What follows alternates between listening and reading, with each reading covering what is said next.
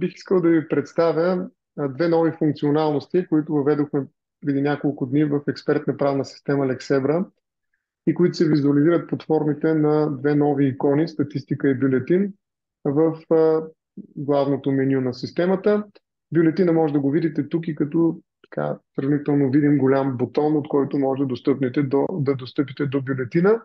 Този бюлетин е за пръв път достояние на всички абонати на системата. Всички потребители имат достъп до както бюлетина за съответния ден, така и за всички предходни дни. Виждате, работни дни в календара в лявата лента.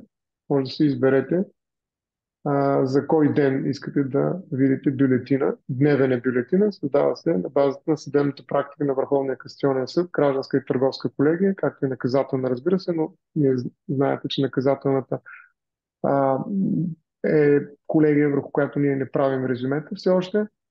Така или иначе, в рамките на работните дни ние генерираме такива дневни бюлетини, които са на разположение на всеки един, който има достъп и е потребител на Lexebra. В момента виждате бюлетина за 26 март 2024 година, ето за 19 март, като в тази табличка, която е в самото начало на бюлетина, се визуализира броя на актовете от съответните производства. Виждате, по производство член 290 ГПК има три акта, които са постановени. Може, ако кликнете върху тях, да видите кои са тези актове, да ги разгледате подробно.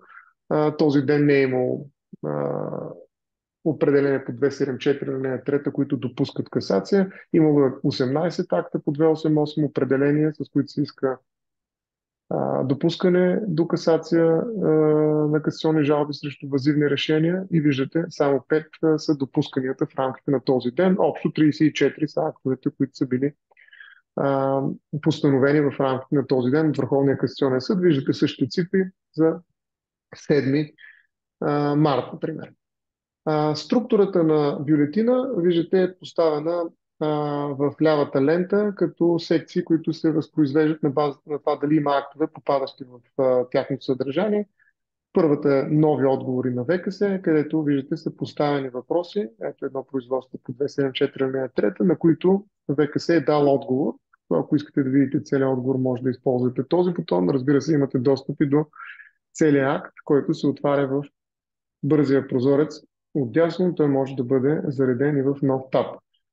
Така че тази, може би, основна секция в бюлетина ни дава отговорите, които век се е постановил през съответния ден. Разбира се, когато има, виждате, нова задължителна практика, каквато е налична към 19 марта 2024 година, дневният бюлетин започва с тази секция, която смятаме наистина е иерархически най-важна, нова задължителна практика и тя се визуализира преди секцията нови отговори на ВКС. А когато е имало и такива, в случая наистина тълкователното постановление е преценено от редакторите като достатъчно важно, за да бъде изведен на фокус като съдебен акт, той излиза и в тази допълнителна секция на бюлетина за случая 19 марта. Така че, ако следваме логиката, която по-скоро отговаря на ежедневния ритъм и вида на постановяването от ВКС актове в повечето от дните, бюлетина би трябвало да започне с нови отговори на Върховния касационен съд, да продължи с нови въпроси към ВКС. Това са въпроси, които са задавани в производството 288 и са допуснати до разглеждане. Ето виждате, определението е в производство по 288 ГПК и се допуска до касация. Въпроса по точка 1 в случая как следва да се разбира повторяемостта по смисъл на член 68 алинея 4 във връзка с алинея 1 точка 1 от Кодекса на труда. Третата секция, още практика от върховните съдилища. Тук са актове, в които не са формулирани конкретни въпроси, но са обсъждани важни и значими, подчертани от редактора по време на така наречената дневна грижа, която ние полагаме, обработвайки всички актове, които постъпват в системата, които са постановени в рамките на съответния ден от Върховния касационен съд, като отново може да достъпим до съдържанието в оригиналния му вид и да разгледаме това, което е подчертано, виждате, в бързия прозорец отдясно. Така че тук има допълнителни актове, които са преценени за интересни и любопитни, важни. Те също могат да бъдат видяни от потребителя в тази секция.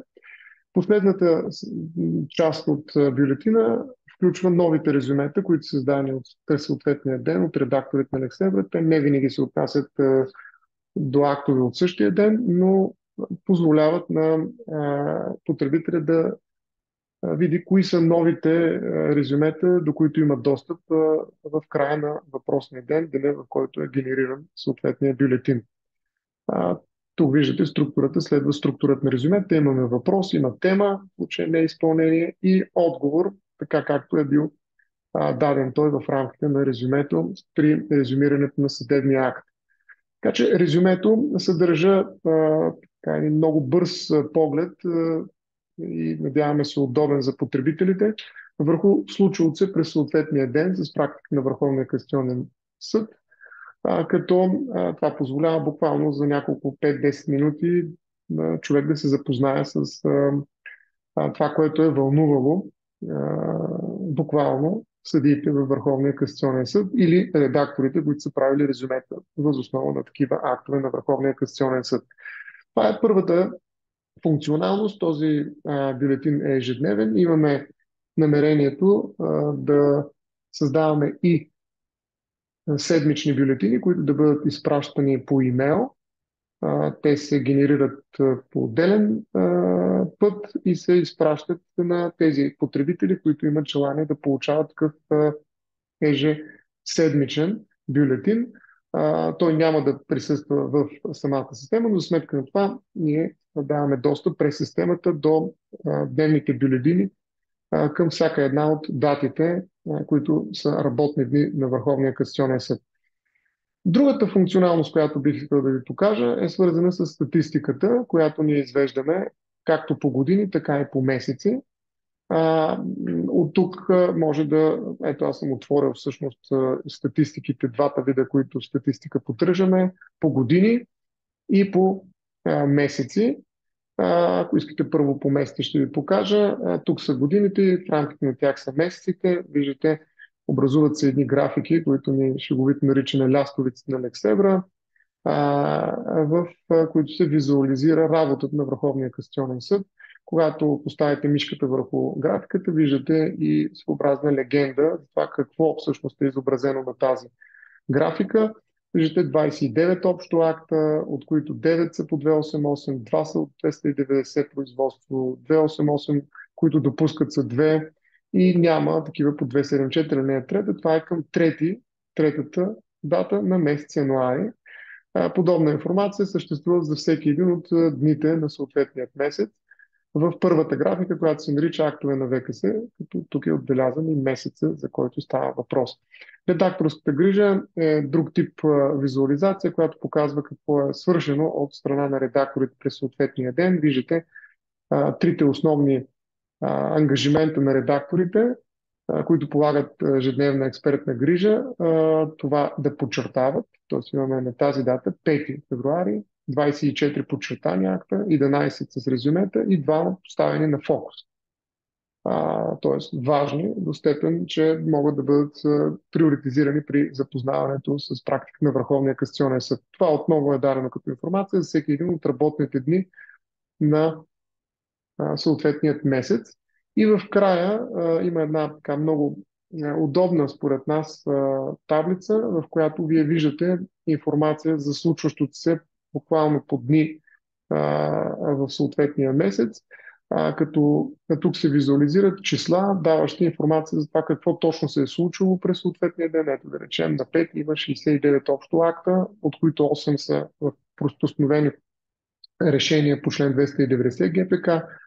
Нямало е допускане по 274, не е трета касационно обжалване на определение, но пък от общо 24 288 осмици имаме 5 допускания и виждате процента на допускани касационни жалби, така да се каже, в рамките на тази дата, 5 февруари. Два акта са били на фокус, 11 акта с резюмета и 24 са подчертани. Когато кликнете върху съответната графа, виждате приложени филтри, с които ви показват тези актове, които са показани в таблицата. Тази коронка показва, че това е най-големия брой актове за съответния месец. Виждате, първо и пето число в февруари месец има най-много 290-ки. Може да ги разгледате също, разбира се, и като въпроси. Това са допълнителни възможности, които са част от общите функционалност на системата. Виждате, този процент се обобщава и на база с съответния месец. Виждате, с 438 2,8 осмици, от които 74 допускат и процента на допускане на касационното обжалване на решения на въззивни съдилища е 17% за месец февруари. Същата информация може да видим за месец януари, може да видим и за останалите месеци от 2022, 2024, 2023 и така всеки един, който ви интересува и ви е любопитно, буквално наистина може да разберете и кои са най-силните месеци с оглед евентуалната възможност да получите касация, т.е. да достъпите Върховния касационен съд. Виждате, един от така, месеците с най-голям шанс се оказва април. Нали? Поне с 37 не, има и, т.е. това не е месец, извинявайте, това е дата.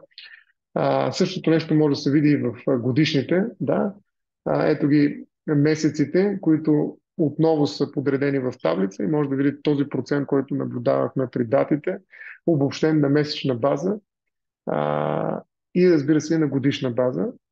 В рамките на годината, виждате 21%, това е 2022 година, норма на допустимост, както я наричаме ние, като подобна статистика, която видяхме за месеците, обобщена на годишна база, вече не на отделните дати в рамките на месеца, на отделните месеци като цяло, виждате в тази годишна статистика, където актовете на Върховния касационен съд отново са визуализирани по начин, който е удобен за вас, за да направите справка и изобщо да разгледате така от птичи поглед по един по-различен начин това, което се случва в Върховния касационен съд.